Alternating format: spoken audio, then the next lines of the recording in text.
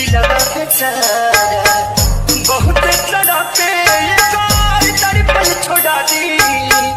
पागले बना दी राम जी बोला बोला अपने आप में ना भइल सफेद हो गइल केहू पूछे नहीं थे सबके बैर हो गइल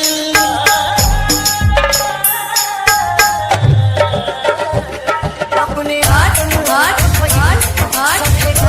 हो गइल केहू पूछे नहीं थे सबके बैर हो गइल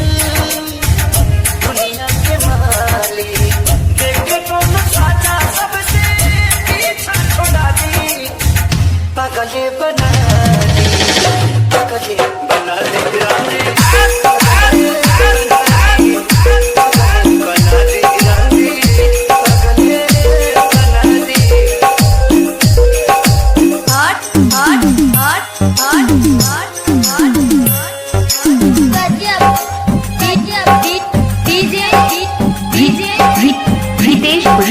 रितेश कुशवाहा डेंजर मिक्सर मतिया कहाँ जाई मरद की मतिया की बतिया भुला जाई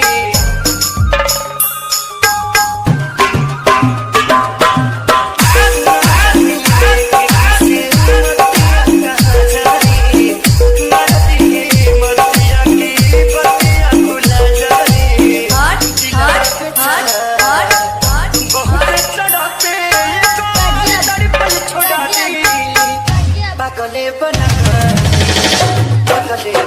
दी राम जी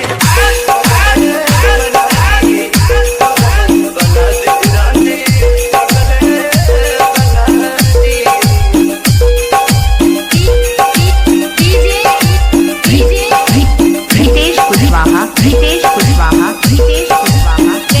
मिक्सर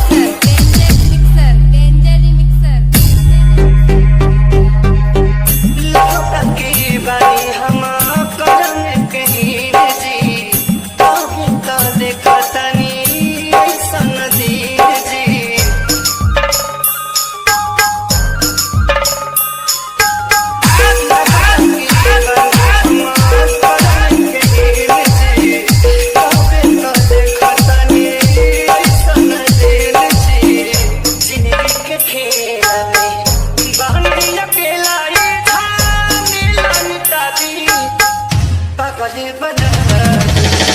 पागले बना दे राम जी